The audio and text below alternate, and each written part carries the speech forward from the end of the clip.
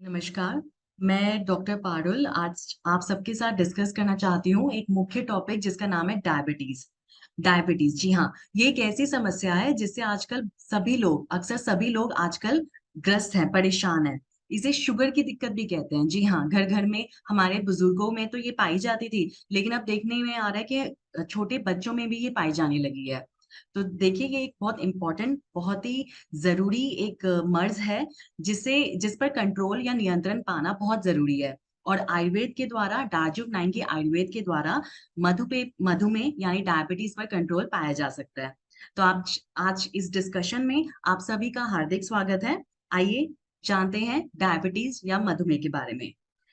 Diabetes या मधुमेह, इसका बेसिक पहले हम इसका जो डेफ़िनेशन है, क्या है ये डायबिटीज़ पहले वो हम जानने की कोशिश करते हैं। डायबिटीज़ एक ऐसा डिसीज़ है, एक ऐसा मर्ज़ है जिसमें हमारे ब्लड में ये एक ब्लड डिसऑर्डर है, जी हाँ, ये एक रक्त की बीमारी है, एक सर्कुलेटरी डिसऑर्डर है।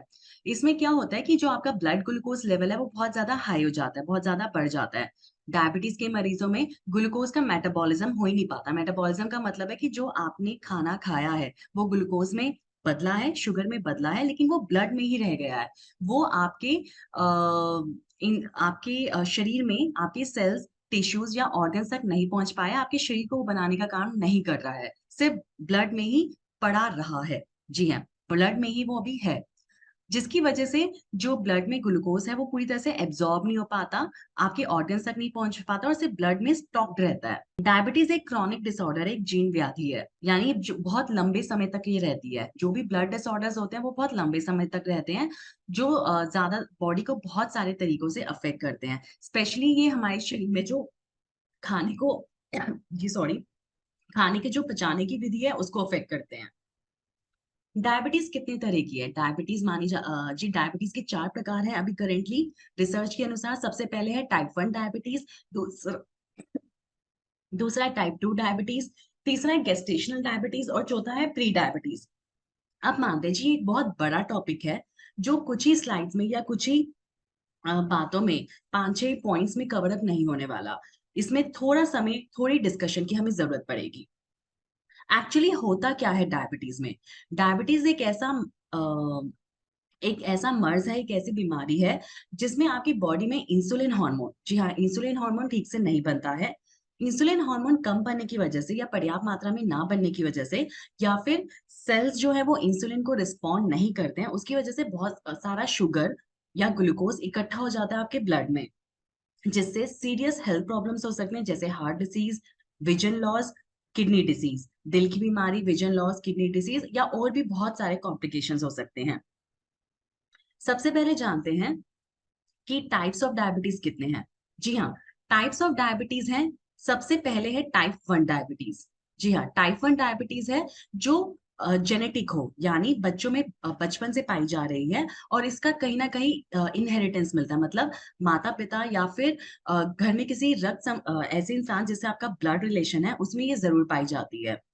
और जिसकी वजह से आप में भी ये जेनेटिक डिसऑर्डर के रूप में आ गई है। ये इंसुलिन डिपेंडेंट है, इसमें अक्सर पाया जाता है कि आपकी बॉडी में जो पैनक्रियाज़ है, ऑर्गन पैनक्रियाज़ है, उसमें कुछ ग्लूकागन सेल्स होते हैं जो इंसुलिन हार्मोन बनाने का काम करते हैं या बीटा सेल्स होते हैं जो इंसुलिन हार्मोन बनाने का काम करते हैं, वो ठीक से काम नहीं कर पाते जेनेटिक डिसऑर्डर की वजह से, जिसकी वजह से आपके शरीर में इंसुलिन सही मात्रा में नहीं बनता और जो ब्लड में ग्लूकोज़ इकट्ठा है वो ठीक से आपकी बॉडी में मेटाबोलाइज़ नहीं हो पाता, डाइजेस्ट नहीं हो पाता और आपके ऑर्गन्स के द्वारा यूज़ नहीं हो पाता। इसे कहते हैं टाइप 1 डायबिटीज़, जिसमें पेशेंट को बाहर से इंसुलिन हार्मोन इंजेक्शन के द्वारा दिया जाता है, ताकि इंसुलिन खाने को या ग्लूकोज़ को या शुगर को जो ब्लड में प्रेज़ेंट है उसे पचा सके।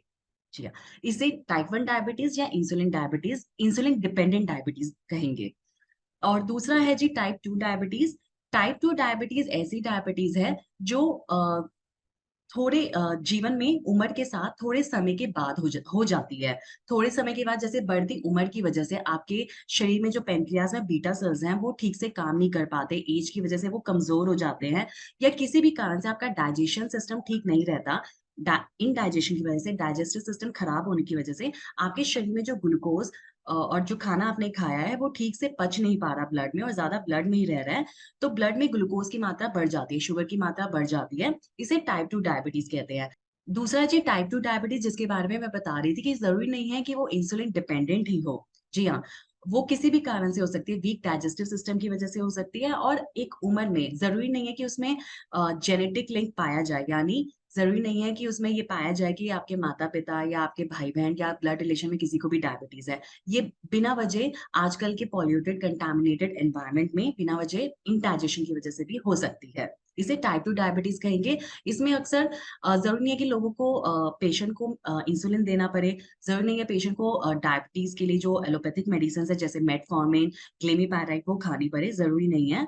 हाँ, कई बार अगर वो अपने खान-पान पे कंट्रोल करते हैं, ठीक से एक्सरसाइज़ करते हैं, आयुर्वेदिक मेडिसिन जो आयुर्वेदिक औषधियाँ हैं, जो रसायन औषधियाँ हैं, उनका सेवन करते हैं तो ये कंट्रोल ईज़िली हो जाती है। टाइप 1 भी हो जाती है ईज़िली कंट्रोल, जिसके बारे में हम आगे जानेंगे। तीसरी है जी गेस्टेशनल डायबिटीज़। गेस्टेशनल डायबिटीज़ है जो प्रेगनेंसी में अक्सर 7वें 8वें महीने में औरतों को हो जाती है, क्योंकि उस टाइम प्रेगनेंसी में आजकल देखा जा रहा है कि सही टाइम पे सही स्ट्रेस की वजह से या सही टाइम पे सही खाना ना खाने की वजह से या एंग्ज़ायटी में अक्सर छठे महीने से लेके 8वें महीने के बीच में प्रेगनेंसी के दौरान औरतें अपना खान-पान का ध्यान नहीं रख पाती, क्योंकि बॉडी में बहुत सारे चेंजेज़ आ रहे होते हैं। तो उस दौरान जो डायबिटीज़ होती है उन्हें उसे कहते हैं गेस्टेशनल डायबिटीज़ जो कि प्रेगनेंसी के दौरान ही होती है। इसके कारण बच्चे में भी जो बच्चा पैदा होता है 9वें महीने में उसमें भी ये गेस्टेशनल डायबिटीज़ पाए जाने के पूरे चांसेज़ रहते हैं। जी हाँ, इसे भी हम अपने आयुर्वेदिक नुस्खों से या कुछ होम रेमेडीज़ से इसे कंट्रोल कर सकते हैं। चौथा है जी प्री डायबिटीज़। प्री डायबिटीज़ है कि ज़रूरी नहीं है कि आपका HbA1c लेवल जो कि 3 महीने की शुगर है उसका जो एवरेज होता है, वो बढ़ा हुआ है। लेकिन बिना वजह कई बार शुगर जो है वो आपके ब्लड में बढ़ी हुई पाई जाती है और कई बार बिल्कुल ठीक पाई जाती है। तो ये एक ऐसी डायबिटीज़ है जिसमें डायबिटीज़ के पहले के लक्षण पाए जा रहे हैं। जी हाँ, मतलब आप डायबिटिक नहीं हैं, आप डिक्लेयर नहीं हुए कि आप डायबिटिक हैं, लेकिन बिना वजह कभी-कभार महीने में 1-2 बार आपकी शुगर जो लेवल है ब्लड में, वो बढ़ जाता है। इसे प्री डायबिटीज़ कहते हैं। इसे हम ये कह सकते हैं कि एक अलार्मिंग स्टेज है कि अगर आप प्री डायबिटीज़ पाए जा रहे हैं, प्री डायबिटीज़ के लक्षण आप में पाए जा रहे हैं, तो आपको बहुत ध्यान देने की ज़रूरत है। कुछ होम रेमेडीज़ जो कि आयुर्वेदिक हैं या एक अच्छे आयुर्वेदिक सलाहकार से मिलने की ज़रूरत है। मतलब आपको अब ध्यान देने की ज़रूरत है अपनी बॉडी पे ताकि आपकी डायबिटीज़ कंट्रोल रह सके। ठीक है? चाहे टाइप 1 डायबिटीज़ हो, चाहे टाइप 2 डायबिटीज़ हो, गेस्टेशनल डायबिटीज़ हो या प्री डायबिटीज़ हो, आयुर्वेद सबके लिए है। आयुर्वेद के पास सबका उपचार है और डार्जिलिंग 9 में बहुत अच्छे आयुर्वेदिक योग हैं, जो इसमें आपकी मदद कर सकते हैं। जी हाँ, दार्जिलिंग 9 में जो आयुर्वेदिक योग हैं, वो है करेला जामुन जूस। जी हाँ, पहला है करेला जामुन जूस, दूसरा है डायबोस जूस, तीसरा है ग्लूको बैलेंस कैप्सूल और चौथा है शिलाजीत कैप्सूल। जी हाँ, देखिए ये जो आयुर्वेदिक योग हैं, ये ना केवल आपकी डायबिटीज़ को कंट्रोल करेंगे, बल्कि डायबिटीज़ से होने वाले बहुत सारे कॉम्प्लिकेशंस हैं, जो आपकी लाइफ़ को बहुत दिक्कत वाला बना देते हैं, उन सबको भी कंट्रोल करने में आपकी मदद करेंगे। मैं आपको पहले ही बता देती हूँ कि डायबिटीज़ अपने आप में कोई रोग नहीं है। जी हाँ, डायबिटीज़ कोई रोग नहीं है, बल्कि डायबिटीज़ एक दरवाज़ा या एक डोर है, जो आपके शरीर में रोगों को उत्पन्न करता है। डायबिटीज़ की वजह से लोगों को इतनी प्रॉब्लम नहीं है, जितना डायबिटीज़ के कारण होने वाले कॉम्प्लिकेशंस यानी उपद्रवों से लोगों को, पेशेंट को प्रॉब्लम होती है। जी हाँ, आपके शरीर में सर के बाल से लेके पैर के नाखून तक, शरीर के हर हिस्से में डायबिटीज़ के कॉम्प्लिकेशन पाए जाते हैं। अगर आप सही समय पे अपनी डायबिटीज़ को कंट्रोल नहीं करते, तो आपके बाल समय से पहले ही झड़ने लगते हैं, ग्रे होने लगते हैं, व्हाइट होने लगते हैं। आपके बालों में आपके सिर के स्कैल्प पे इन्फेक्शन जल्दी हो जाता है। आपको ब्रेन डिसऑर्डर्स जल्दी हो जाते हैं। जो डायबिटीज़ के मरीज़ हैं, उनका ब्लड प्रेशर हमेशा बढ़ा हुआ रहता है, जिनकी वज़ह से उन्हें स्ट्रोक की समस्या यानी ब्रेन में क्लॉट की समस्या होने के चांसेस बहुत ज़्यादा रहते हैं। डायबिटीज़ के मरीज़ों में अक्सर पाया जाता है कि उन्हें उम्र से पहले ही 60 साल की उम्र क्रॉस करते ही स्ट्रोक अटैक आ जाता है, पैरालिसिस की दिक्कत हो जाती है। डायबिटीज़ की वज़ह से विज़न लॉस होता है। जी हाँ, डायबिटीज़ की वज़ह से सफ़ेद मोतियाबिंद यानी ग्लूकोमा की दिक्कत पाई जाती है। जी हाँ, अगर डायबिटीज़ आपकी ठीक रहती है, तो आपकी आइज़ भी ठीक रहती हैं। ग्लूकोमा सफ़ेद मोतियाबिंद नहीं होता और आपको स्किन में आपके कोई भी इन्फेक्शन होने के चांसेस ज़्यादा हो जाते हैं, अगर पेशेंट को डायबिटीज़ है तो। स्किन में पायोडर्मा मिलता है। जी हाँ, पायोडर्मा का मतलब है स्किन में इन्फेक्शन होके फोड़े, फुंसियाँ हो जाते हैं, अगर आपका ब्लड शुगर लेवल बढ़ा रहे तो। आपके गले में थायराइड ग्लैंड जो है उसमें इंफेक्शन होने के चांसेस रहते हैं, वो बढ़ने के चांसेस ज्यादा हैं डायबिटीज पेशेंट में। हार्ट प्रॉब्लम, जी हाँ, दिल की बीमारियां, कोलेस्ट्रॉल की प्रॉब्लम, ये सब अधिक पाया जाता है डायबिटीज पेशेंट में। डायबिटीज पेशेंट को माना जाता है, किसी भी एलोपैथिक हॉस्पिटल में आप जाएंगे तो वहाँ डायबिटीज अगर हिस्ट्री में मिल जाए तो माना जाता है कि ये रिस्क फैक्टर में बैठे हुए हैं। जी हाँ, हार्ट प्रॉब्लम के रिस्क, हार्ट अटैक के रिस्क फैक्टर में बैठे हुए हैं। डायबिटीज की वजह से इंडाइजेशन मिलता है, डायबिटीज की वजह से मोटापा भी हो सकता है, और या फिर आप बहुत पतले भी हो सकते हैं। दोनों ही कंडीशन पाई जा सकती हैं। हम ये नहीं कह सकते कि अगर कोई बहुत पतला है तो उसको शुगर नहीं है, और ये भी नहीं कह सकते कोई अगर बहुत मोटा है तो उसको शुगर है। जी हाँ, डायबिटीज में मोटा भी हो सकता है इंसान और पतले से पतला भी हो सकता है।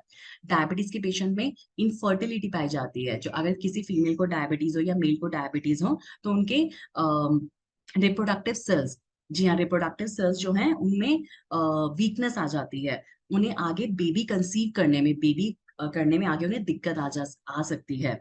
डायबिटीज की वजह से प्रेगनेंसी जल्दी नहीं ठहरती।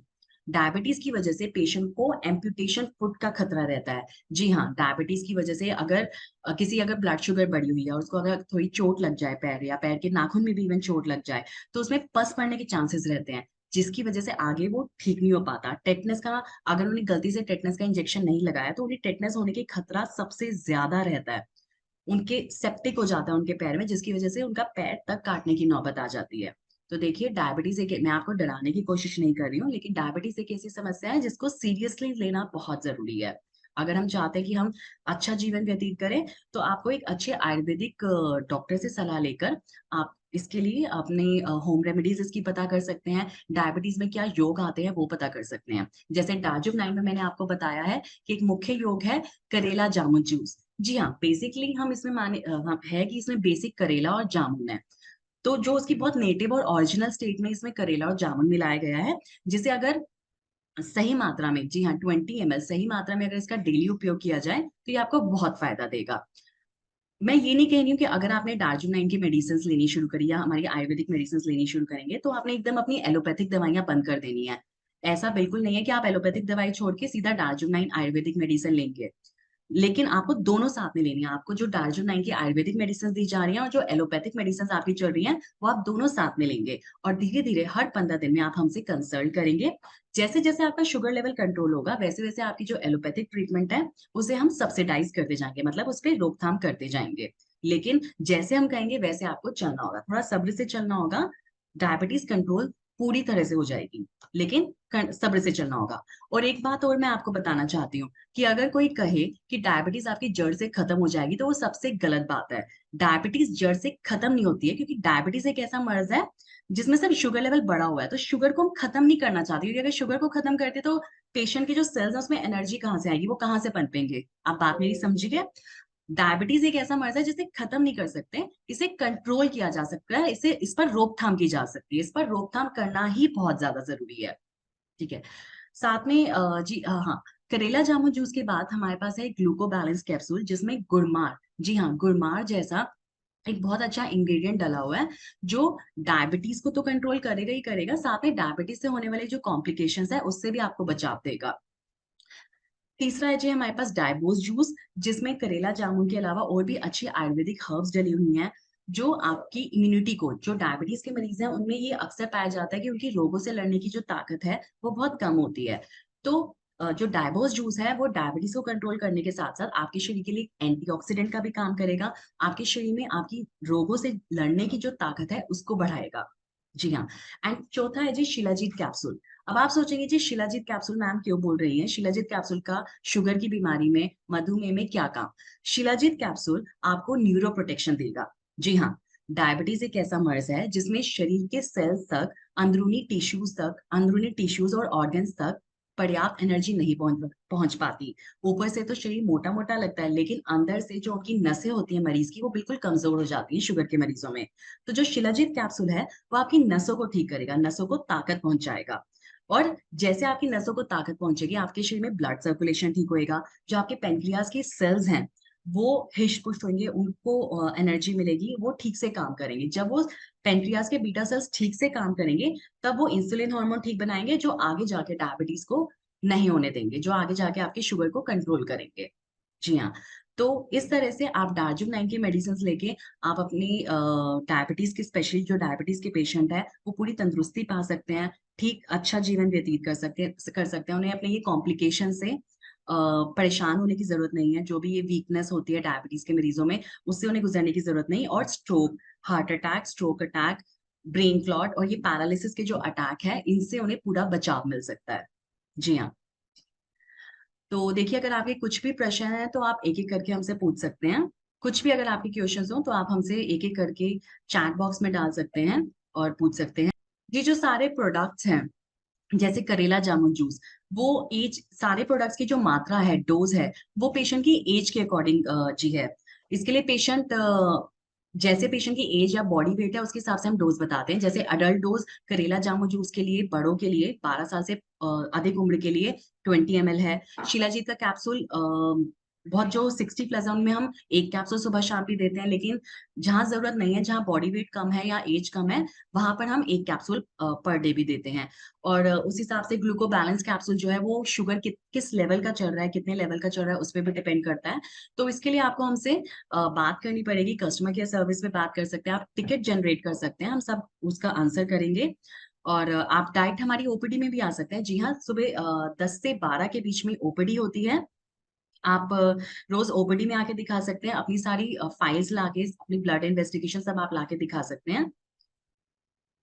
जी हाँ, डायबिटीज में गिलोय दे सकते हैं, लेकिन गिलोय सिर्फ एंटी इंफ्लेमेशन का काम करेगा। गिलोय के साथ साथ बहुत जरूरी है करेला और जामुन जैसे हर्ब्स, जो, और उससे गुड़मार जैसे हर्ब, जो एक सही मात्रा में हमने अपने टार्जुम 9 की मेडिसिन में उपयोग करे हुए हैं। जी हाँ, अगर आप कुछ मेडिसिन, जैसे अगर आप कोई जो भी शुगर के मरीज हैं जिनकी शुगर बढ़ रही है, वो एक बार अपना HbA1c टेस्ट जरूर कराएं। HbA1c का मतलब होता है, इसमें 3 महीने की शुगर का एवरेज बताया जाता है, जिससे पता चल जाता है कि एक तो ये पता चलता है कि कौन से तरह की डायबिटीज है, टाइप 1 है, टाइप 2 है, या गेस्टेशनल डायबिटीज है, या प्री डायबिटीज है, वो भी पता चल जाएगा। और प्लस HbA1c से सही डाइट हम पेशेंट को बता सकते हैं, जिससे उन्हें उन्हें मदद मिलेगी। जी हाँ, आप डायबिटीज में फोरवेल का इस्तेमाल कर सकते हैं। डायबिटीज पेशेंट सारे फोरवेल का इस्तेमाल कर सकते हैं, उसमें कोई साइड इफेक्ट नहीं है। अगर पेशेंट को लग रहा है कि बहुत समय से वो मेडिसिन ले रहे हैं, तो आप अब एक बार मुझे कस्टमर केयर सर्विस पे मैसेज भेज सकते हैं, या फिर आप टिकट जनरेट कर सकते हैं और उसमें अपनी सारी इन्वेस्टिगेशन भेज सकते हैं। हेलो। हेलो। हाँ जी मैम, एक्चुअल में मेरे फादर को ना 12 ईयर्स से डायबिटीज है। 12 to 14 ईयर्स हो गए हैं। और 14 ईयर्स उन्हें, से। हाँ जी, हाई बीपी भी रहता है, प्लस कोलेस्ट्रॉल की भी इशू है। तो उन्हें मैम क्या क्या दे सकते हैं?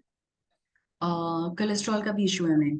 जी ठीक है, अगर देखिए जी, उन्हें करेला जामुन जूस और टैपोस जूस जरूर दीजिए, 20-20 ml में दीजिए। क्या मैं उनकी एज जान सकती हूँ? मैम, 58। 58। तो आप उन्हें करेला जामुन जूस, डायबोस जूस और शिलाजीत कैप्सूल जरूर दीजिए। और अगर उन्हें कोलेस्ट्रॉल का प्रॉब्लम है, तो हमारे यहाँ पर LBP टैबलेट मिलती है, लिपो टैबलेट है, वो आप पेशेंट को दे सकते हैं। और बाकी और करेला जामुन जूस, डायबोस जूस और शिलाजीत कैप्सूल उन्हें जरूर दीजिए, इससे उन्हें फायदा मिलेगा।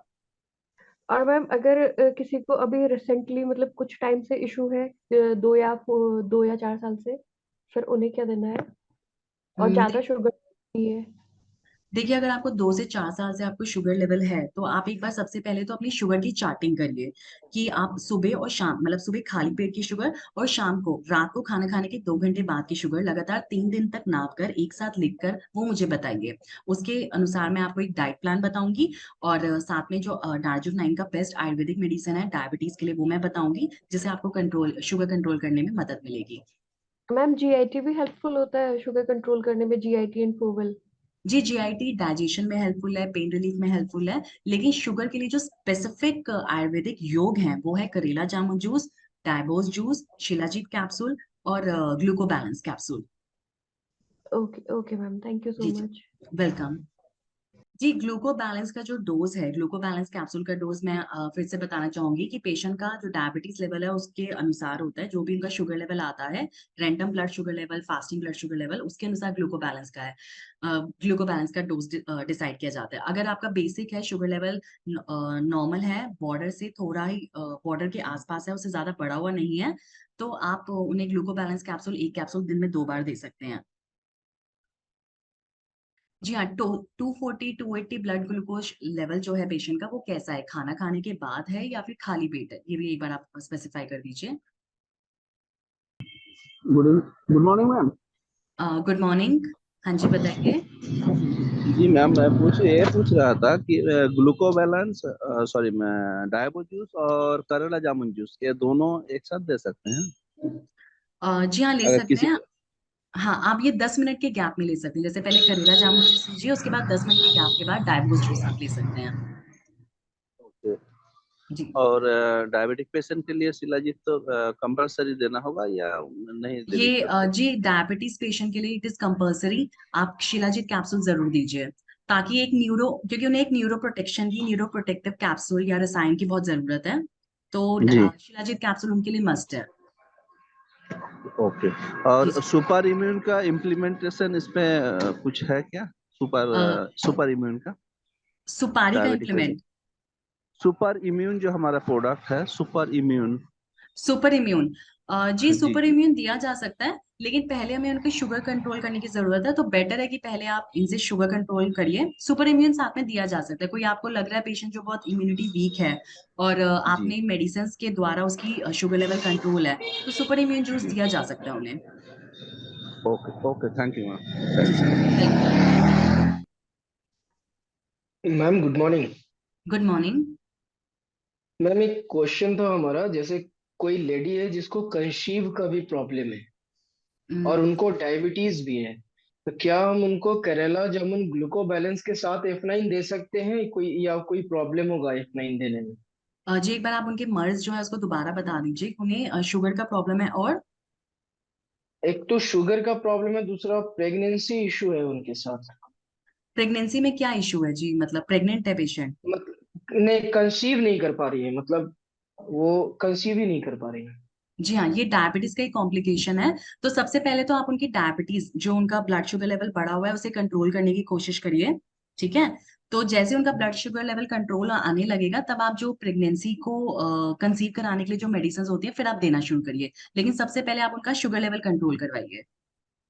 जी जी। देखिए, तो सही मैम इलाज वो, तो, हाँ, सही इलाज तो यही है कि पहले शुगर जो कि रूट है, मतलब उसी की वजह से सब दिक्कतें हो रही हैं, तो सबसे पहले तो उसे कंट्रोल करिए ना। मैंने आपको पहले भी बताया है कि शुगर जो है इट इज अ डोर।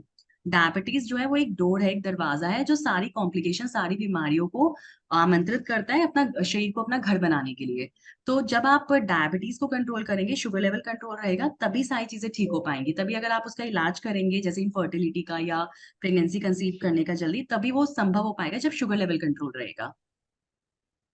ठीक तो है। मैम क्या साथ में देना पॉसिबल है या उसको बाद में चलाना सही रहेगा हाँ, जब आपका F9 को? जब पेशेंट का शुगर लेवल कंट्रोल होने लगेगा ना, तब आप उनको दीजिएगा हार्मोन बैलेंस करने के लिए मेडिसिन। ठीक है, लेकिन साथ में जी आप जी। शिलाजीत कैप्सूल दीजिए ना जरूर। जो आप करेला जामुन जूस दे रहे हैं, उसके साथ आप शिलाजीत उनको जरूर दीजिए, ताकि उनकी जो फर्टिलिटी इश्यू है उनका, उसमें हेल्प मिल सके। ठीक है। अगर आप शिलाजीत साथ में देंगे जी, तो वो चीज कवर अप करेगा वो। Thank you ma'am. Welcome welcome. Good morning ma'am. Good morning. Ma'am मैं मेरा क्वेश्चन ये है, क्या हम डाजुनान के प्रोडक्ट से डायबिटीज क्योर कर सकते हैं? जी, मैंने आपको पहले बताया कि डायबिटीज के साथ क्योर वर्ड कभी यूज नहीं करना चाहिए, क्योंकि डायबिटीज को आप जड़ से कभी खत्म नहीं कर सकते। डायबिटीज का मतलब है कि आपका शुगर लेवल बढ़ा हुआ है। तो शुगर लेवल को हमें खत्म तो करना ही नहीं है, शुगर को कंट्रोल में रखना है। जो आपके ब्लड में शुगर लेवल है, उसका कंट्रोल में, एक सही अमाउंट में, अप्रोप्रिएट एडिक्वेट अमाउंट में रहना जरूरी है। It should not be nil. Okay. तो क्या मतलब चाहे वो हम आयुर्वेद पे भी आए, लेकिन हम मेडिसिन फ्री नहीं हो सकते, ये मैं कहना आपको चाहते बताती हैं हूँ आप? मैं आपको बताती हूँ, मैंने आपको 4 तरह की डायबिटीज बताई है: type 1, type 2, type 3। Type 1, type 2 gestational diabetes और प्री डायबिटीज। प्री डायबिटीज जो है, उसमें आप शुरू में आयुर्वेदिक मेडिसिन दीजिए, होम रेमेडीज बताइए, और डाइट डाइट पर ध्यान देने के लिए बोलिए। उसमें पेशेंट बिल्कुल मेडिसिन फ्री हो सकते हैं। गेस्टेशनल डायबिटीज जो है वो कंट्रोल हो सकती है, मेडिसिनल फ्री कर सकते हैं पेशेंट को। ठीक है। लेकिन पेशेंट को सारी जिंदगी अपनी डाइट पे ध्यान देना पड़ेगा। ऐसा नहीं है कि वो एकदम से, देखिए, डायबिटीज होने का खतरा उन्हें रहता है जो एक्सरसाइज कम करते हैं, जो ज्यादा, जिनका बैठे रहने का काम है, वॉक बिल्कुल नहीं है, कोई फिजिकल एक्टिविटी नहीं है, तो उन्हें डायबिटीज होने का खतरा सबसे ज्यादा रहता है। तो गेस्टेशनल डायबिटीज, प्री डायबिटीज को आप मेडिसिन फ्री कर सकते हैं। टाइप 2 में भी पूरी कोशिश की जा सकती है कि पेशेंट मेडिसिन फ्री हो जाए। लेकिन मैं आपको फिर भी वर्ड कह रही हूँ कि टाइप 1 के पेशेंट्स में कभी भी आप ये गारंटी वर्ड यूज मत करिए। क्योर क्योर का गारंटी वर्ड जो होता है, ये यूज मत करिए। टाइप 1 डायबिटीज में हम ये कोशिश कर सकते हैं कि पेशेंट को रोज इंसुलिन हार्मोन के जो इंजेक्शन है वो ना लेने पड़े, ठीक है। और हाँ, एक बहुत लंबा प्रोसेस चलता है, पेशेंट को 6 महीने से लेके 1 साल तक भी मेडिसिन लेनी पड़ सकती हैं। तो क्या मैम मतलब पहले जो पेशेंट है एलोपैथ पे है, 15-20 साल से एलोपैथ पे है, फिर हम उनको धीरे धीरे करके डाजुनैन के प्रोडक्ट पे हम लाते हैं, ठीक हाँ है। जी, हाँ जी। और फिर डाजुनैन के देख- प्रोडक्ट अगर हम लाते हैं तो अपनी लाइफस्टाइल चेंज करके मे बी हम हम्म। मेडिसिन फ्री हो सकते हैं। देखिए, मेडिसिन फ्री हो सकते हैं, लेकिन ऐसे नहीं। जो 15 साल का पेशेंट है वो बहुत क्रॉनिक पेशेंट है, ठीक है। आप उनको ऐसे मत कहिए कि हम आपका एकदम इतने दिन मेडिसिन चलाइए, उनको एकदम से एलोपैथिक उनकी मत छुड़ाइए। शुरू में उनको अपनी एलोपैथिक मेडिसिन, आयुर्वेदिक मेडिसिन और जो डाइट रिकमेंडेशंस है, पूरी डाइट, वो सब उन्हें फॉलो करना पड़ेगा। धीरे धीरे उनकी एलोपैथिक मेडिसिन की डोज हम कम कर सकते हैं। वो उनको मुझसे कंसल्ट करना पड़ेगा, जो मेरी टीम है उनसे कंसल्ट करना पड़ेगा, मुझसे कंसल्ट करना पड़ेगा। धीरे धीरे उनकी पूरी निगरानी में, मतलब उनके पूरे ब्लड टेस्ट है उसका रिकॉर्ड बना के चेक करके उनकी एलोपैथिक दवाइयां जो है उनकी डोज कम की जा सकती है, ठीक है। लेकिन ये प्रोसेस बहुत लंबा होगा। जैसे 15 साल से जो है दिक्कत है, उनको हम ऐसे नहीं कह सकते कि आपने 1 महीना 2 महीने दवाई खा ली तो हमने आपकी एकदम मेडिसिन वो कर सकती। उन्हें लाया जा सकता है कि वो आयुर्वेदिक मेडिसिन पे रहे। आयुर्वेदिक मेडिसिन बिल्कुल हर्बल है, ठीक है। तो ये डिपेंड करता है कि वो कौन सी एलोपैथिक मेडिसिन ले रहे हैं। इस उनको हमें डिटेल में देखना पड़ेगा कि कौन सी एलोपैथिक मेडिसिन ले रहे हैं 15 साल से, HbA1c कितना है उनका, ठीक है। और जेनेटिक हिस्ट्री मिलती है या नहीं मिलती, ये सब हमें देखना पड़ेगा। मतलब कि एलोपैथ से भी कंप्लीट जरूरी नहीं है कि उसको हटाया जाए, एलोपैथ से तो एलोपैथिक हम एलोपैथिक छूट सकती है, ऐसा नहीं है कि एलोपैथिक दवाई जो है वो छूट नहीं सकती। एलोपैथिक दवाई छूट सकती है, it is possible. But patient की केस हिस्ट्री पूरी स्टडी करने के बाद ही कुछ बोला जा सकता है, लेकिन किसी क्योर को अगर वर्ड। शुगर हाँ, मैम किसी को शुगर अगर 350 रह रहा हो तो हाँ, उस केस में मैम कैसे हम डाजुनैन के प्रोडक्ट से उसको जल्दी रिलीफ दे सकते हैं? हाँ। 350 अगर शुगर है तो आप पहले ये पूछे कि 350 शुगर उनकी खाना खाने के बाद है, खाली पेट है, कैसे है, और वो क्या मेडिसिन ले रहे हैं, ठीक है। जो भी वो करेंटली ट्रीटमेंट ले रहे हैं उसको स्टॉप मत करिए। साथ में उनको जो डार्जुकाइन की मेडिसिन है, जैसे करेला जामुन जूस, ग्लूको बैलेंस कैप्सूल और शिलाजीत कैप्सूल, तीनों दीजिए उन्हें, ठीक है। तीनों दीजिए। उसके बाद उन्हें कहिए कि उन्हें हर 15 दिन में अपना उन्हें एक शुगर चार्टिंग करनी है। खाली पेट की शुगर, खाने के 2 घंटे बाद की शुगर उन्हें हमें बतानी है, ठीक है। प्रॉपर शुगर चार्टिंग करनी है। हर 15 दिन में हमसे उन्होंने बात करना है, मुझसे कंसल्ट करना है। तो जैसे जैसे उनका शुगर कंट्रोल होएगा तो जो उनका पुराना मेडिकेशन है उसकी डोज हम कम करते जाएंगे धीरे धीरे। Okay, thank you ma'am. Welcome. जी हाँ, आप अपनी क्वेरीज, जो भी आप अपने क्वेश्चंस है वो टिकट, उसके लिए आप अपनी टिकट भी जनरेट कर सकते हैं। सबका आंसर किया जाएगा। शुगर के लिए जो मेडिसिन है, बेहतर रहता है कि वो आप खाने के पहले लीजिए। जो भी, जैसे सुबह शाम अगर आप लेते हैं मेडिसिन तो बेहतर है कि वो आप खाने के पहले लीजिए। और जो शिलाजीत कैप्सूल है वो आप रात में सोते समय ले सकते हैं, खाने के बाद भी ले सकते हैं। जी हाँ, अगर किसी की जेनेटिक हिस्ट्री में, किसी की इनहेरिटेंस हेरिडिटरी में, यानी किसी के मम्मी पापा को या फिर ब्लड रिलेशन में किसी को डायबिटीज है, तो उन्हें अपना ध्यान बहुत रखने की जरूरत है। उन्हें वॉक करने की, डेली अच्छी फिजिकल एक्टिविटी करने की जरूरत है। खाने में कार्बोहाइड्रेट्स कम लेने की जरूरत है। जितना हो सके पेशेंट अपना जैसे मल्टीग्रेन आटा है या चक्की का मल्टीग्रेन आटा है वो इस्तेमाल करे। और जो बेसिक डाइट है, पेशेंट नीम के पत्तों का लगातार सेवन कर सकते हैं। तुलसी, नीम के पत्ते, वीट ग्रास, जी हाँ, वीट ग्रास पाउडर, उसका नित्य सेवन कर सकते हैं, ताकि उनका जो शुगर लेवल है वो कंट्रोल रहे, डाइजेशन बिल्कुल ठीक रहे, और जो हॉर्मोन्स है वो सही लेवल पे रहे, इंसुलिन हार्मोन बहुत बेहतर काम करे।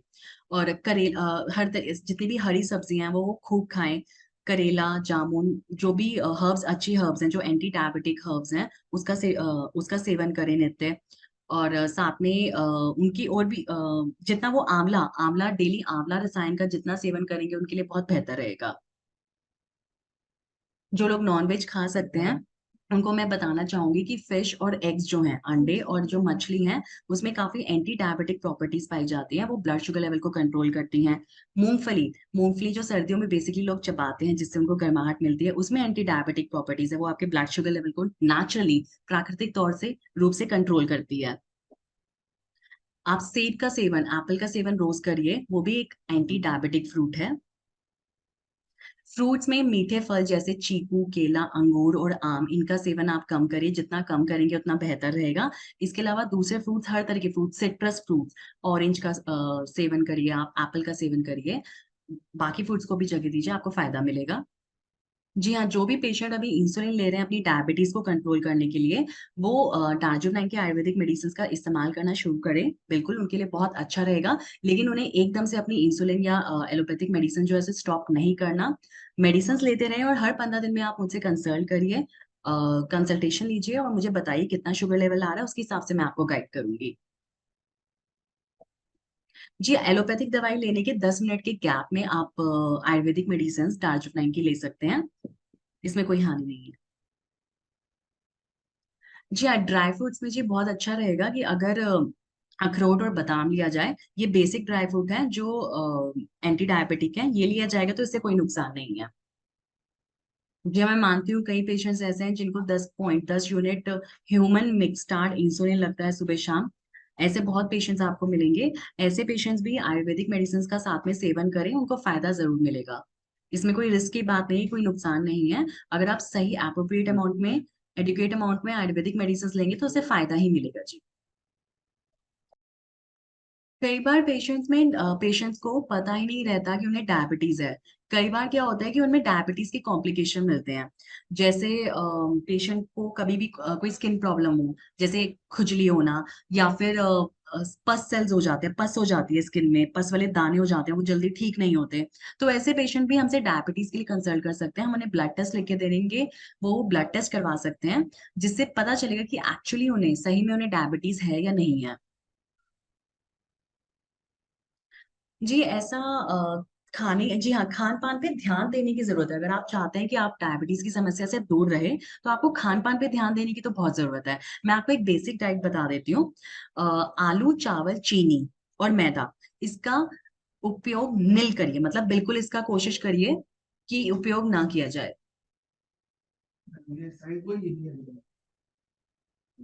ठीक है, आलू, चावल, चीनी और मैदा, इसका उपयोग कम से कम करिए।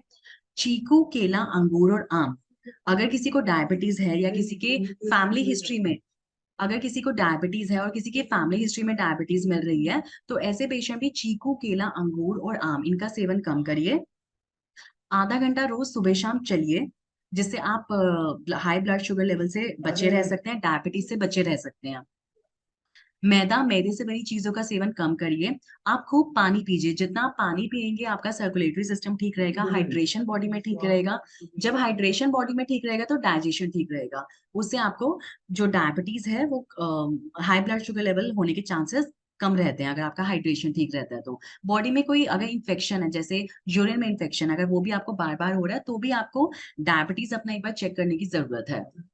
जी हाँ, ड्राई फ्रूट्स में आप वॉलनट्स जरूर खाइए, बादाम भिगो के खाइए, जिससे आप डायबिटीज से बचे रह सकें। हाँ जी, हाँ जी। मैम, बेसिकली जैसे कि बोला जाता है कि चावल नहीं खाना, तो आई थिंक सो गेहूं भी उतने ही नुकसान है ना पेशेंट के लिए? जी हाँ, बिल्कुल, तभी मैं आपको कह रही हूँ कि आजकल मल्टीग्रेन का कंसेप्ट चला हुआ है। गेहूं के आटे में बेसन मिला के खाने की बहुत वो है, बेसन और जौ का आटा मिक्स करके मिलाने का एक फिक्स रेशियो में मिलाकर खाने का एक ट्रेंड चला हुआ है, जो बहुत अच्छा है, एक आयुर्वेदिक नुस्खा है। तो गेहूं के आटे में थोड़ा सा बेसन मिला के, यानी चने को पिसवा के उसमें डालिए, तो उसका आटा खाइए। एक तो वो बहुत न्यूट्रिशियस है, वो कॉन्स्टिपेशन नहीं होने देगा, इंडाइजेशन नहीं होने देगा और डायबिटीज में भी मदद करेगा। और ओके। चावल, जी हाँ, चावल के कंसेप्ट में कहा जाता है, किसी किसी, भारत एक ऐसा देश है जिसमें सारे प्रदेश मिलते हैं, तो किसी किसी प्रदेश में चावल खाना एक अल्टीमेट है कि उन्हें चावल ही उनके पास कल्चर, उपलब्ध है। कल्चर तो सा है। ऐसे, हाँ, कल्चर है। तो चावल में जो पुराना चावल है, ठीक है, तो जो पुराना चावल है वो बहुत अच्छा रहता है, जितना पुराना चावल होता है वो नुकसान नहीं करता। और चावल को उबाल के उनका मांड निकाल कर खाइए। जी हाँ, ये एक होम रेमेडी है जो हमारी दादी या हमारे जो पूर्वजों के टाइम से चली आ रही है, कि चावलों को उबाल के उसका मांड निकाल के खाइए। ये बच्चों के लिए भी बहुत अच्छा रहता है, बड़ों के लिए भी अच्छा रहता है, और ये ब्लड शुगर लेवल को भी कंट्रोल करता है। तो मैम शुगर पेशेंट खा सकते हैं, इजी वे में इजीली खा सकते हैं हाँ, अगर पानी निकाल चावलों के को, उसका? हाँ, चावलों को उबाल के उसका अगर मांड निकाल के खाएंगे तो उसमें नुकसान नहीं है। लेकिन हाँ, ये पूरे दिन में 3 बार नहीं होना चाहिए, ये हफ्ते में 1-2 बार खा सकते हैं। हम्म। और ओके आजकल तो हाँ जी, और आजकल टेक्नोलॉजी की हेल्प से ब्राउन राइस बहुत आसानी से मिल रहा है, तो ब्राउन राइस भी अगर आप इस्तेमाल करते हैं तो उससे भी काफी फायदा मिलेगा पेशेंट को। मैम, हम मतलब टाइप 2 पेशेंट को हम टोटली डार्जिलिंग के प्रोडक्ट पे ला सकते हैं ना? जी हाँ, टोटली ला सकते हैं, लेकिन एकदम सडनली नहीं, ग्रेजुअली, मतलब धीरे धीरे। ओके ओके मैम, ये आपसे पेश कांटेक्ट कैसे हो सकता है? जी, आप वेबसाइट पे टिकट जनरेट कर सकते हैं और कस्टमर केयर सर्विस पे भी कॉल कर सकते हैं, या ओके मैसेज, आप हाँ मैसेज वहां पे छोड़ सकते हैं, व्हाट्सएप कर सकते हैं। ओके ओके ठीक है ma'am, thank you so much. Welcome welcome. जी हाँ, डायबिटीज के पेशेंट में अक्सर देखा जाता है कि कोलेस्ट्रॉल की समस्या भी मिलती है, क्योंकि उनको इंडाइजेशन रहता है, जिसकी वजह से उनका जो कोलेस्ट्रॉल है वो ठीक से डाइजेस्ट नहीं होता, और वेन्स में, नसों में कोलेस्ट्रॉल बढ़ जाता है। तो पैरों में दर्द भी, जॉइंट पेन की समस्या भी डायबिटीज पेशेंट में डेफिनेटली मिलती है। तो ऐसे पेशेंट को आप शिलाजीत कैप्सूल दीजिए, ठीक है, शिलाजीत कैप्सूल दीजिए, उनको पेन रिलीफ मिलेगा। और साथ में हमारे पास पेन रिलीफ ऑयल भी है, वो भी पेशेंट इस्तेमाल कर सकते हैं। और करेला जामुन जूस उनको देना शुरू करिए, और साथ में शिलाजीत कैप्सूल जरूर दीजिए, उनको जो पैरों में दर्द है वो ठीक हो जाएगा। और कोलेस्ट्रॉल का भी, कोलेस्ट्रॉल के लिए एक बार उनका ब्लड टेस्ट करवा के, लिपिड प्रोफाइल टेस्ट करवा के मुझे बताइए, मैं जो भी संभव होगा वो बताऊंगी आपको।